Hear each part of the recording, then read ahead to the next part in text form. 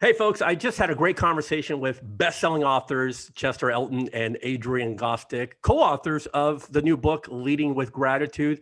That conversation has just been released on the Love in Action podcast. Guys, why should people listen to this episode? Well, first off, it's brilliant. I mean, the host is amazing. The conversation was engaging. Seriously, you'll laugh, you'll cry. It's 2 thumbs up. You know, what I love about Leading with Gratitude is we're going to talk about how you lead a grateful life in your personal life, especially around the holidays, and then how to have a grateful life at work. Right, Adrian? Yeah, what we talked about too was diffusing political differences around the Christmas table using gratitude. So some really practical ideas there, as well as how to end your year. If you're a leader or a teammate, how you end your year with gratitude and really build into a great 2021.